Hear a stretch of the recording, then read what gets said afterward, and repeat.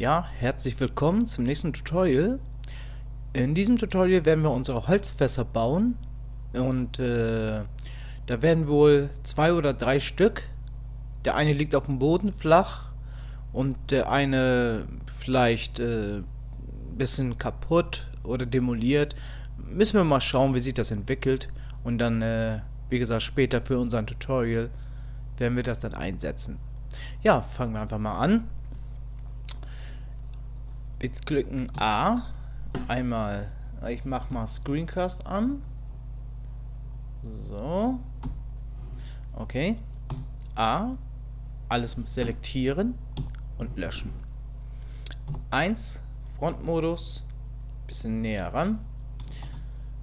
Wir erstellen einen Zylinder, das wäre natürlich jetzt das Optimale für unsere Zwecke.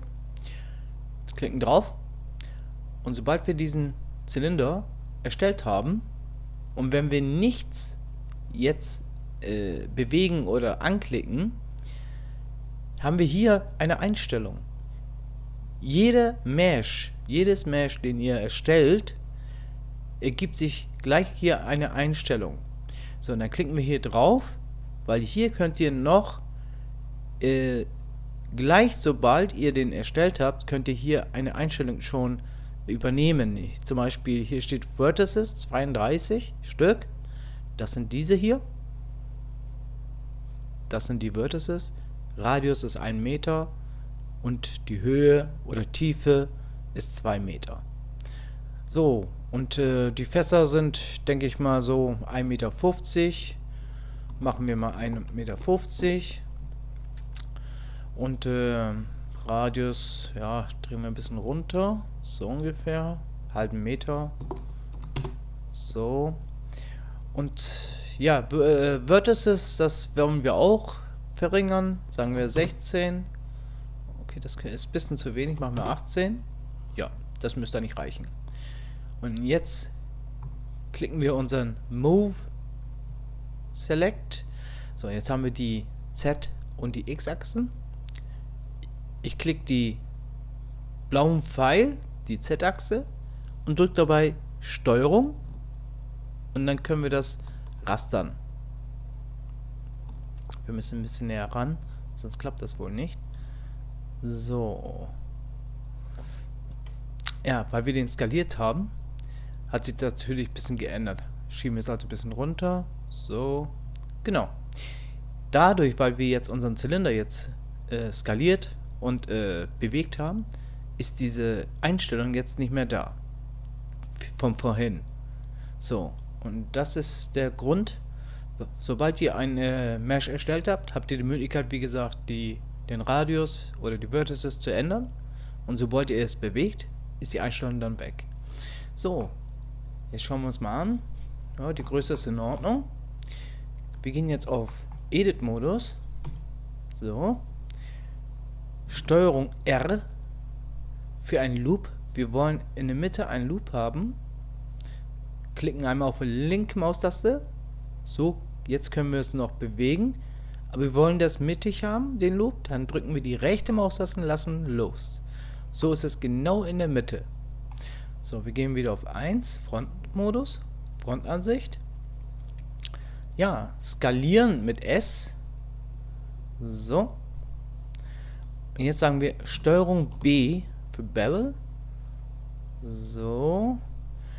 Und ihr könnt jetzt die Größe des Bevels einstellen, indem ihr die Maus bewegt und dabei das Mausrad dreht. Dadurch erstellt ihr mehr Loops. So ungefähr. Das passt doch.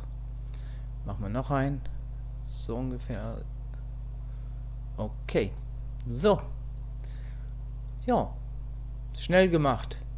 Das ist jetzt unser Fass. So, wir nutzen jetzt diese Loops für unsere Metallringe. Diese Fässer haben ja oben, unten und ich glaube jeweils hier in dem Bereich noch Metallrahmen. Die werden wir durch unsere Loops hier erstellen. Wir klicken auf Edge, Select. Jetzt haben wir diesen Edge angeklickt und wir klicken jetzt einmal Alt und klicken nochmal auf diese Edge. So selektiert ihr den kompletten Ring oder die komplette Edge-Kante. Hier, genau. So, und dasselbe machen wir jetzt hier. Genau. Drücken wieder auf Frontansicht 1 und drücken wieder Steuerung B. Ziehen die Maus ein bisschen weg. So, jetzt seht ihr, da sind wieder insgesamt 5 Edge Loops. Das ist die Einstellung gewesen von vorhin, wo wir den Zylinder gebebbelt haben. Aber jetzt brauchen wir nicht mehr so viele. Jetzt drehen wir den Mausrad wieder zurück. Genau. So. Ungefähr. Alles klar. So, jetzt haben wir diesen Rahmen erstellt. Das werden die Metallrahmen werden. Und oben haben wir diese Fläche hier. So, und diese Fläche hier können wir komplett normalerweise als Metallrahmen nehmen. Und wie gesagt, diese hier. Okay, dann haben wir das. Aber ich finde, dass wir jetzt, bevor wir weitermachen, ja genau, lass uns gleich mal hier. Ja, hier, Face Select. Ja, Face Select. Klickt ihr diese Fläche. E für Extrusion. S für Skalieren. Weiter rein. So. Und jetzt nochmal E und Z runter. So. Ja, und dasselbe hier auch. E, S, E und hoch. So. Das sieht ja schon mal gut aus. Alles klar. So, bevor wir jetzt unseren Metallrahmen extrudieren, weil die müssen ja ein bisschen herausstehen, wollen wir unsere Textur auf diesen Fass erstmal legen. So, dann bereiten wir unseren Abbas erstmal vor. Gehen aus der Edit-Modus wieder raus. Die Timeline brauchen wir nicht. Die nehmen wir weg. Ziehen uns hier oben links ein neues Fenster. Skalieren wir hier. So ungefähr. Ziehen hier noch ein Fenster. Hier machen wir einen neuen Fenster für den Shade Editor auf. Das ist unser Shade Editor. Diese Seitenleiste brauchen wir nicht. Da drücken wir N. Dann ist das weg. Und hier machen wir unseren UV Editor auf. So, jetzt kommt es auf die Textur. Ich habe mir eine Textur ausgesucht. Das ist dann Moment. So. Hier. Das wäre unsere Textur von Polyheaven. Polyheaven. Ich werde diesen Link in der Beschreibung legen und die könnt ihr dann runterladen. So, und das habe ich schon bei mir gemacht. So, bevor wir aber im Shade Editor seht ihr noch nichts, dann geht ihr hier auf Material, sagen wir New Material und benennen das gleich mit Holzfass. So, jetzt haben wir hier unseren Standard Material. Das ist der Principal BSDF. Der kommt immer automatisch, sobald ihr ein New Material anlegt. So, und jetzt wollen wir Shift A, Image Screen, ja, rüber, Open, Textur, das ist unsere Textur von Polyheaven und das ist die Textur, die wir brauchen, Diffuse. Klicken uns an, schieben das ein bisschen nach oben und setzen das drauf. Okay. Hier sehen wir noch nichts. Dann müssen wir nach oben, mittlere Mausrad-Taste und schieben wir es mal hier rüber. Da haben wir die möglichen Shading-Optionen. Wir sind gerade hier auf Viewport Shading. Das ist Base. Und hier draufdrücken, da seht ihr die Textur.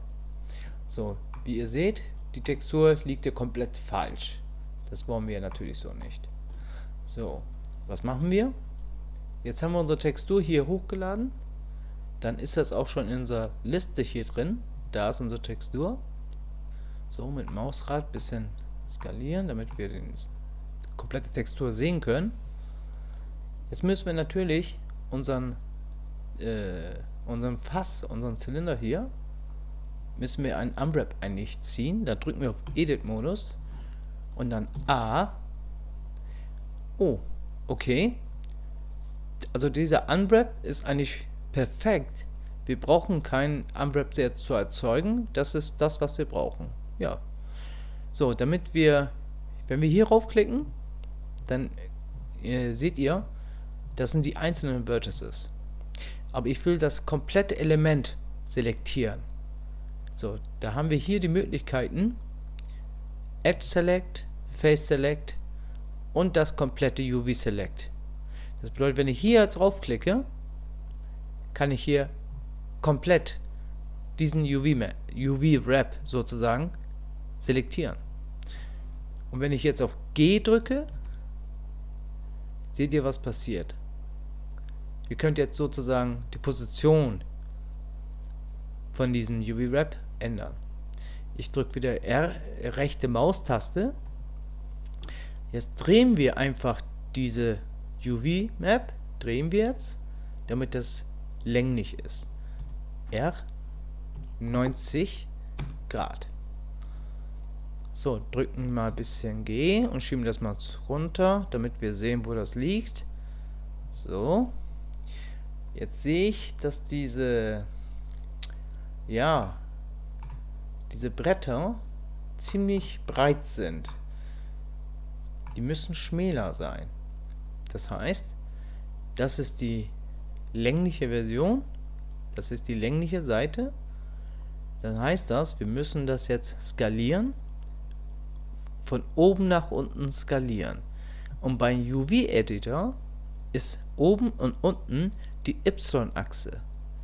Also hier ist X-Achse und das ist die Y-Achse. Wir sagen jetzt S für skalieren, Y und skalieren das nach oben nach unten. So viel, dass wir es brauchen. Ungefähr. So. So, aus Edit-Modus raus. Ja, das gefällt mir schon. Genau, das ist gut so. Ja, und wenn wir uns mal jetzt genauer ansehen, hier oben der Rand, das ist noch alles gestretcht. Der Deckel sieht eigentlich schon gut aus, den können wir so übernehmen, aber hier müssen wir noch was machen. Dann gehen wir wieder auf Edit-Modus,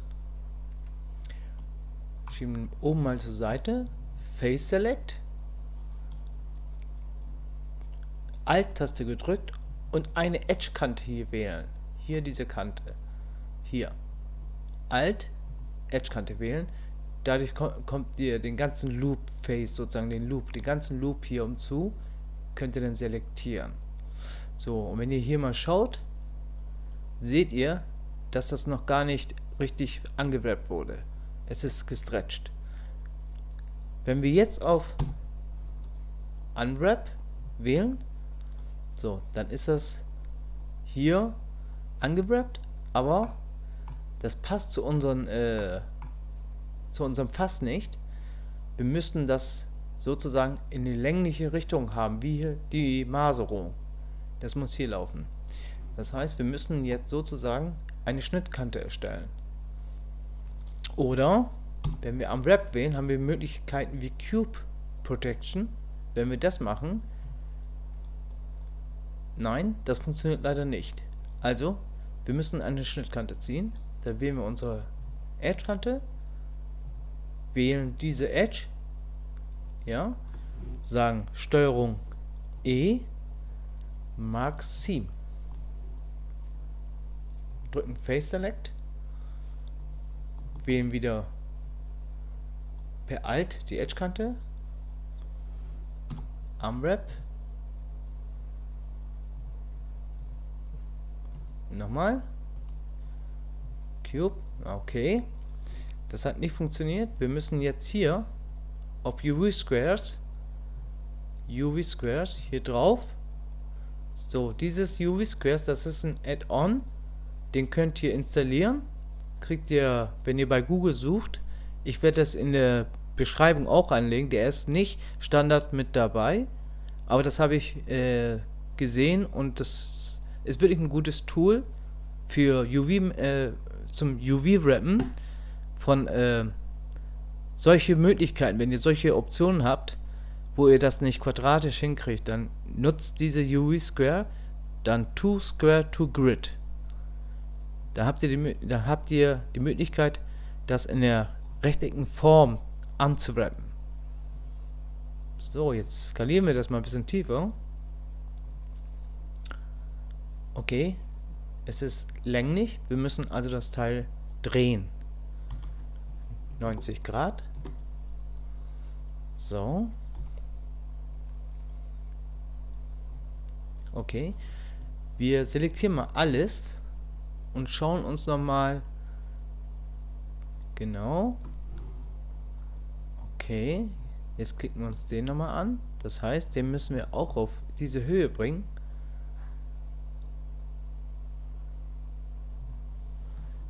Selektieren nochmal alles.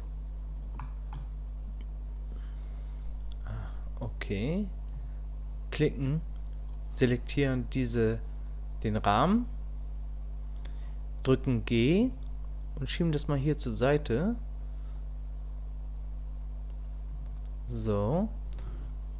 Und skalieren es auf der Y-Achse mit Shift-Taste gedrückt ganz langsam in die gleiche Höhe. So, damit das so einigermaßen in der gleichen Höhe passt. So, aber die Maserung, die Fugen passen noch nicht richtig hier. Da müssen wir es noch ein bisschen drehen. Dann gehen wir auf G, Shift-Taste gedrückt und nach oben. So. Genau. Das sieht gut aus. Das können wir noch so nehmen.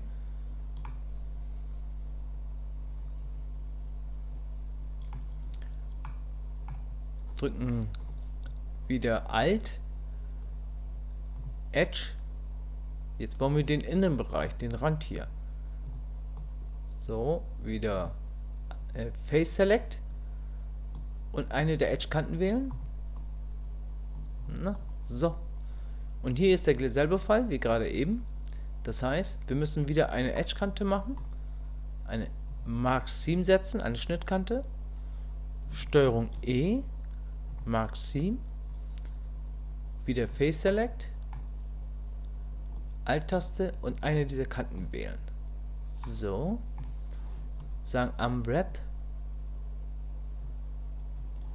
Super, das hat übernommen, das ist gut. A selektieren, S vergrößern. Jetzt selektieren wir wieder alles, klicken den hier, so, S skalieren, ungefähr so, und bewegen ein Stück nach oben.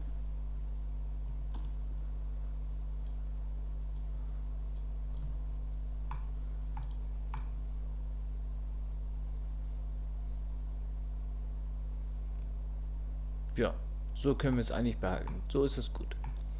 Alles klar. Jetzt, damit unser Fass natürlich ein bisschen realistischer rüberkommt, wollen wir unsere Textur, die Normal Map und die Rawness Map noch dazu holen. So, gehen wir auf unser Shade Editor, schieben wir das hier ein bisschen zur Seite, Shift D, duplizieren, gehen auf Ordner öffnen und wählen mal unseren Rawness. Klicken da drauf und diesen Color Slot schieben wir hier in den Rawness rein. So, was haben wir dadurch erreicht? Wenn ihr das seht, das Licht reflektiert die Maserung. Ich Ich zeige euch mal. Achtet mal hier drauf. So. Und wenn wir das jetzt, ist es wieder glatt. Und wenn ich das hier wieder reinsetze, seht ihr diese Reflexion des Lichts. Da seht ihr so eine Rillen vom Holzmaserung. So. Und jetzt klicken wir wieder drauf. Shift D, duplizieren das wieder. Und öffnen die Normal Map. Das ist diese hier. So, das ist eine Normal Map, eine Vector Map, eine Non-Color. Also wir brauchen keine Farbe hier. So, das wird eine Berechnung sein. Er berechnet, er simuliert die Rillen, die Vertiefungen. So, Shift A, Vektor, es ist eine Vector Map und Normal Map hier. Ziehen das hier rüber. Color ziehen wir hier rüber und Normal hier rüber. So, ihr seht das? Perfekt. So. Ja, die Textur für unser Fass ist fertig. So, jetzt fangen wir an, unseren Metallrahmen oder Metallringe draufzusetzen. Dann gehen wir wieder auf 1, Frontansicht, Edit, Face Select. Jetzt haben wir gesagt, ja, jetzt haben wir Möglichkeiten. Wir schauen uns mal unsere Fässer mal an. Ich habe hier mal eins rübergeholt. Einen Moment. Hier. So, wenn ihr das mal anschaut, hier ist ein großer Ring, hier ist ein, ja, dieselbe Größe, hier sind zwei, hier sind zwei. Gut, dann werden wir diesen Metallring setzen und hier noch eins und einen hier oben und nach oben, wie das gerade mal passt. Ne? So ähnlich werden wir es aufbauen. So, dann nehmen wir mal, gehen wir auf Face Select. So, jetzt haben wir hier mit Alt-Taste gedrückt die Schnittkante wählen, Alt-Taste gedrückt, Shift, Alt-Taste und die Schnittkante. Ja, immer die Schnittkante. Und jetzt hier auch Shift, Alt, Schnittkante, Shift, Alt, Schnittkante. So, jetzt haben wir unser Face Select und drücken jetzt einmal E, Extrusion, Extrude, drücken die rechte Maustaste zum Loslassen, rechte Maustaste. So, jetzt ist das extrudiert, jetzt wollen wir skalieren. Aber wenn wir skalieren, skaliert er in allen Flächen, in allen Richtungen. Das wollen wir nicht. Rechte Maustaste drücken, wieder zurück. Wir drücken S, Shift, Z. Also wir wollen die Z-Achse ausschließen. Nur auf der Y- und X-Achse wollen wir skalieren. Jetzt können wir das sozusagen in der XY-Achse skalieren. So, dann schieben wir ein bisschen zurück. Ungefähr hier. So. Perfekt. So, und wir lassen das selektiert und sagen Steuerung plus. Steuerung plus bedeutet, dass ihr die nächste Fläche mit selektiert. Der Rahmen war hier selektiert und wenn ihr Steuerung plus wählt ihr den nächsten Face. Hier, die nächste Selektion. Genau, perfekt. Dann drücken wir hier auf Plus für ein neues Material, sagen New und hier benennen es Metall. So. Und sagen Assignen, also zuweisen. So. Gehen aus Edit-Modus wieder raus. So, jetzt haben wir unseren Fass und schon mal eine Material hier auf den Metallrahmen zugewiesen. Jetzt muss das natürlich ein Metallshader rein. So, dann gehen wir mal hier rüber. So, was nehmen wir jetzt für Metall? Jetzt haben wir hier wieder mehrere Möglichkeiten. Ich hatte für mich schon welche runtergeladen. Image Textur, Open, Metall. Das sind hier Metalltexturen. Die könnt ihr texture.com. Ich werde da Textur-Links in die Beschreibung setzen. Da könnt ihr beliebig das, was euch gefällt, dann runterladen. Zu meinen Zwecken würde ich dann hier diese nehmen. Hier ist was Dunkles, das würde auch funktionieren. Sonst können wir mal schauen, wie das am besten passt. Wir klicken mal den hier. So. Und ziehen das rüber. Base Color. So. Doch, das ist in Ordnung. Die nehmen wir. Die Textur ist gut. So, und wir haben jetzt hier, ihr seht, das ist so eckig. Da seht ihr den Face, das ist ein Shade Fade. Wir sind auf Shade Fade. Ja, es ist hier alles noch flach. Ihr seht ja. So, wir können jetzt zum Beispiel Shade Smooth nehmen. Dann macht er so eine Art Überblendung, eine schöne Abrundung. Aber jetzt sind die Kanten nicht mehr da. So, und das können wir mit einem Modifier, dann drücken wir hier drauf, Add Modifier und sagen Add Split. So, jetzt ist es abgerundet und die Ecken sind wieder da, die scharfen Kanten. Der Add Split, der rundet alles nochmal ab und bis zu einem Wert von 30 Grad. So, okay. Als nächstes wollen wir unsere Metallfläche einen gewissen Glanz geben. Erstens Metallic. Da gehen wir mal auf 0,5. Hier. Ich gehe mal ein bisschen näher ran. So, 0,5. Und Metall ist natürlich glänzend. Einen gewissen Glanz müssen wir reinbringen. Dann schieben wir den ein bisschen zurück. So. Das sieht auch schon mal gut aus. So, zu unserer Textur haben wir noch die Normal Map. Shift D, duplizieren.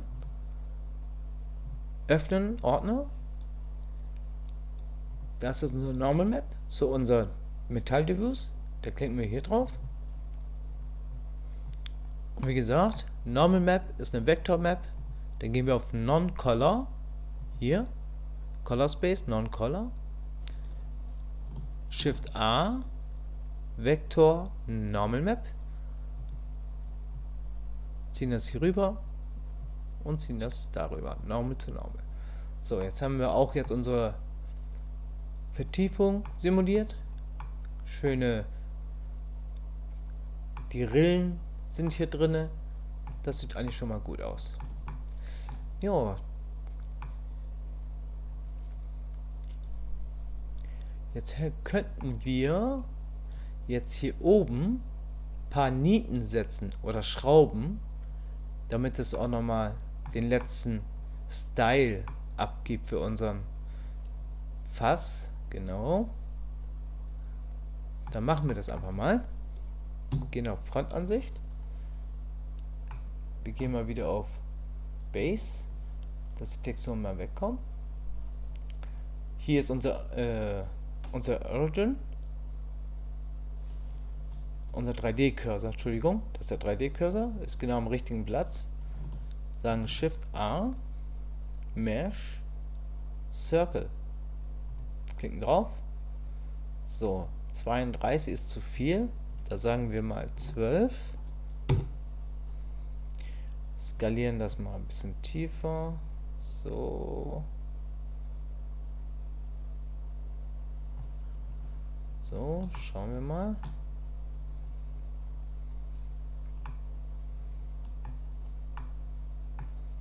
Kaum zu sehen. Wir gehen mal ein bisschen weiter drauf. Ach, da ist es. Deswegen konnten wir es nicht erkennen. Dann schieben wir das mal wieder zurück. So, weiter. Okay. Gehen wieder auf Frontansicht. So, die Einstellungen sind in Ordnung. Die 12 könnten vielleicht doch zu viel sein, oder? Doch, lassen wir 12. 12 ist in Ordnung. So, wir sind noch im Edit-Modus. In Edit-Modus ziehen wir auf der X-Achse das Teil hoch. Moment. Steuerung Z, wieder zurück. Mein Fehler. Hier ist unser Circle. Hier ist unser Circle, da. Jetzt gehen wir auf Edit-Modus. Selektieren mit A unseren Circle. Klicken auf unseren Move Select. Und ziehen das nach oben. Weiter. So. Damit wir es besser erkennen können, gehen wir auf Transparency. So, da sehen wir es besser. Okay. RX90. So. Wir sind noch weiterhin auf Edit-Modus.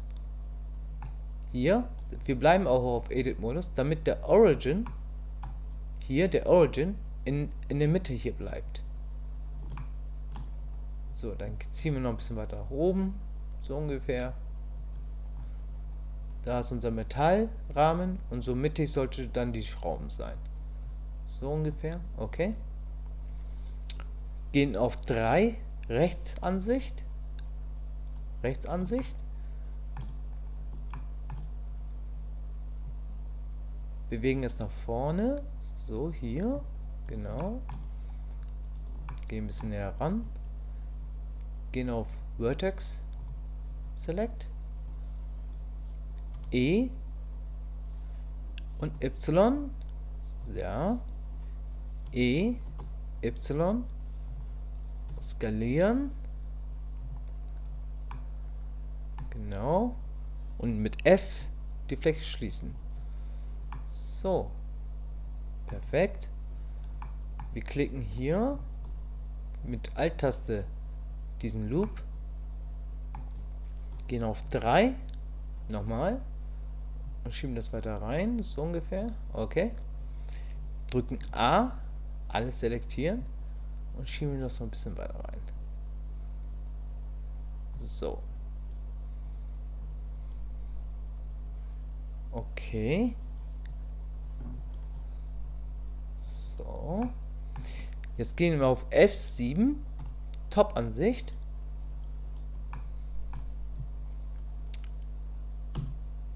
Jetzt sind wir aus dem Object-Mode und sagen Shift-D, duplizieren diese Schraube, seht ihr das? Rechte Maustaste und rotieren mit R auf der Z-Achse. Und dadurch können wir jetzt mehrere erstellen. So, wir sagen mal 180, tippen gleich 180. So. Jetzt haben wir auf der anderen Seite auch eins. Jetzt Shift D. Entschuldigung. Wir klicken mal den Circle, den Zylinder, unseren Fasszylinder mal weg. So, jetzt haben wir 2 Stück. Das sind die Schrauben. Jetzt selektieren wir den einen. Shift mit den anderen. Und Shift D duplizieren. Und sagen R, Z auf der Z-Achse. Und drehen nochmal auf 90 Grad. So, jetzt selektieren wir nochmal alle. Shift D, R, Z. Sagen wir mal so, ungefähr. Vielleicht 2 nebeneinander. Genau. So, jetzt selektieren wir unseren Zylinder wieder. Jetzt haben wir die oberen Schrauben fertig. Den benennen wir mal gleich hier, damit wir nicht durcheinander kommen. Fass. So, klicken unsere Schrauben. Shift D, duplizieren. Rechte Maustaste loslassen. Und schieben das nach unten. Gehen ein bisschen näher ran. Hier. Schieben noch weiter runter. So ungefähr. So. Okay. Ein bisschen wieder hoch. So. Genau. Jetzt haben wir oben und unten unsere Schrauben gesetzt. So. Transparent muss können wir wieder rausgehen. Gehen wieder auf Select. So. Jetzt haben wir hier und sagen Steuerung J für Join. So. Das ist unsere Schrauben. So, jetzt gehen wir näher ran und geben diese Schraube jetzt natürlich ein Material von unserem Metallrahmen. So, dann klicken wir hier drauf, weil hier unsere Material-Liste schon drin ist, und klicken Metall. So. Alles klar.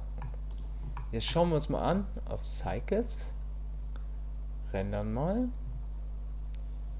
So. Cycles. Machen wir mal eine Sonne. Setzen eine Sonne ein. So. Schieben das mal hier rüber. Und ein bisschen nach links. Okay.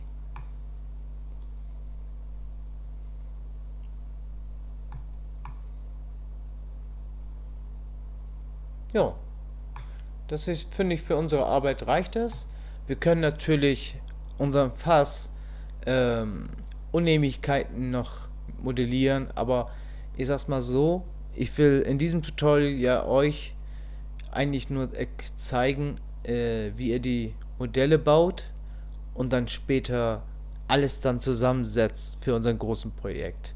Später nach diesem Tutorial zeige ich euch nochmal andere Fässer, wo wir vielleicht eine bessere Möglichkeit haben, viel bessere Strukturen noch einzusetzen. Aber wie gesagt, für unser Tutorial reicht das schon.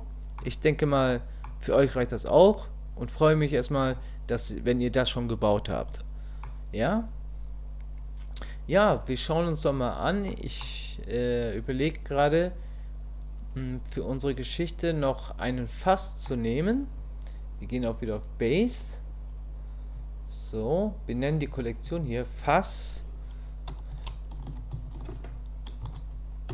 1. Okay. Das ist unser erster Fass sozusagen. Aber die Sonne können wir hier rausnehmen. Die setzen wir hier rüber. Okay. So. Klicken diese Kollektion an. Rechte Maustaste. Und sagen Select Objects. So, jetzt haben wir unsere komplette Fass selektiert. Sagen Shift D, duplizieren einmal, mit Rechtstaste Maus lassen und ziehen das mal ein bisschen hier rüber. So, genau. Den könnten wir ein bisschen drehen, auf der Z-Achse, so ungefähr. So. Und jetzt nochmal Shift D, duplizieren nochmal, Rechtstaste Maus lassen und den könnten wir hier rüber schieben, drücken 1 auf Frontmodus und rotieren auf 90 Grad. So. Packen wir in die Mitte so, schieben das ein bisschen nach oben. Okay.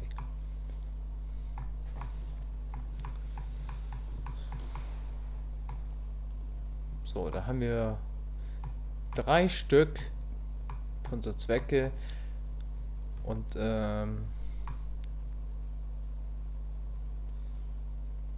schauen wir uns mal an, wie das aussieht.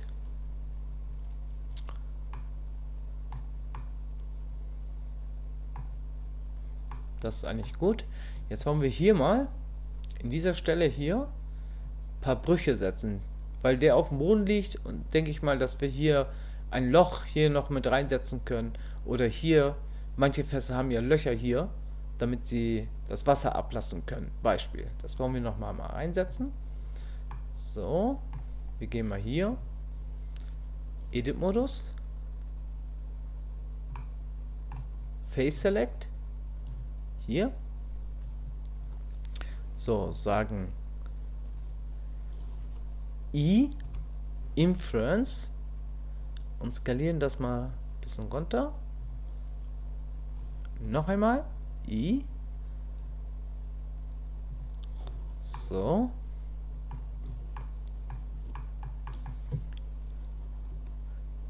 Auf R rechts Ansicht und gehen mal hier ein bisschen rüber. Schauen uns mal die Textur an. So, jetzt ist die Textur durch diesen Influence natürlich jetzt durcheinander gekommen, aber es ist überhaupt nicht schlimm. Steuerung plus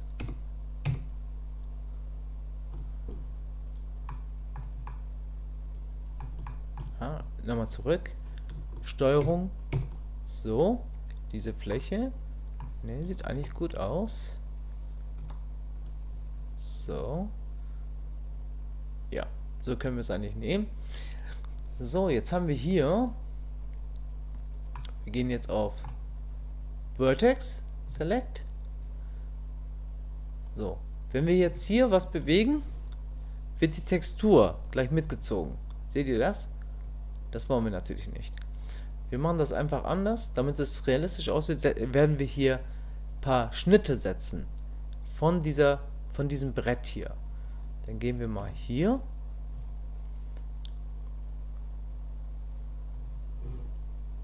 Wir machen das mal anders. G. Wir ziehen das doch hier rüber. Länglich.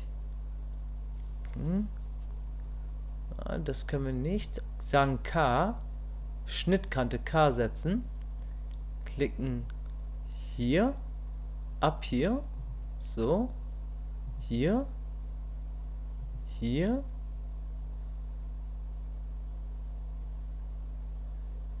Genau. Hier.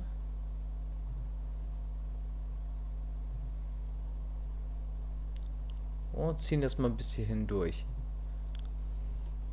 Und Enter. So, das sind Schnittkanten. Jetzt gehen wir auf Face Select. Klicken die an.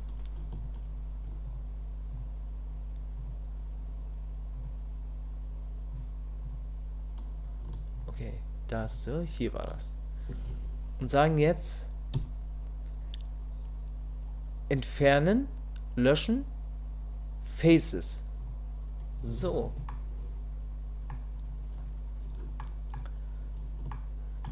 Okay. So, wir gehen auf Edge. Auf Edge-Modus. Select. Alt-Taste gedrückt und wählen jetzt diese Schnittkante aus. Und extrudieren, weil unser Holz ist ja natürlich, hat eine gewisse Stärke. Auf der X-Achse. Genau. So. Jo, das finde ich eigentlich schon mal gut. Genau.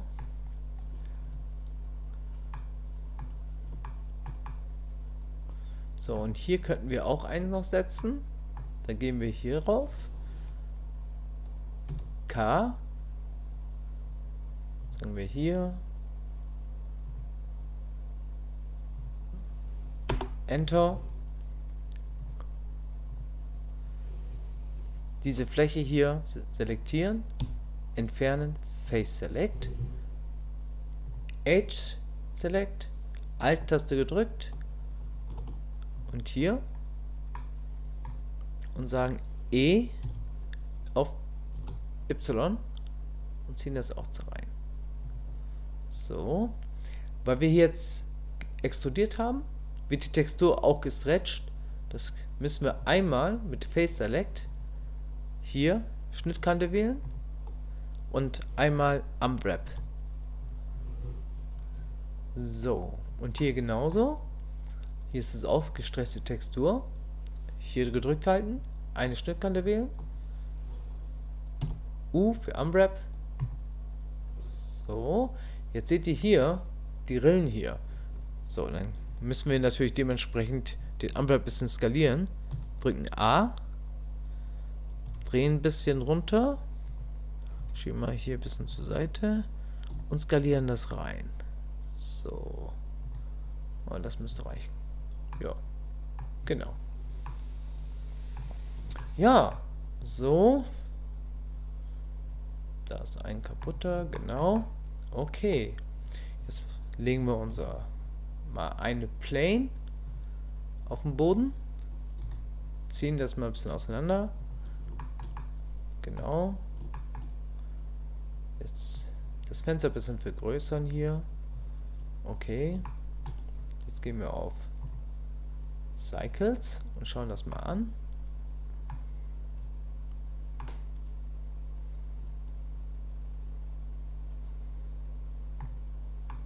Doch. Ja. Das reicht. Also das sind unsere Fässer. Ganz einfach gebaut. Ja. Und die werden wir dann wahrscheinlich, wenn wir unser Haus jetzt bald bauen, dementsprechend die Lage ändern und eventuell noch vielleicht den einen Fass und den anderen wieder duplizieren und woanders hinstellen. Aber das sehen wir dann nachher, wenn es soweit ist. Ja, ich bedanke mich erstmal fürs Anschauen. Wenn Fragen sind und so weiter, bitte in den Kommentare schreiben. Gebt mir ein Like, damit wir hier weitermachen können. Würde mich freuen. Ne? Und die mich noch nicht abonniert haben, einmal abonnieren. Ich danke euch. Bis zum nächsten Mal.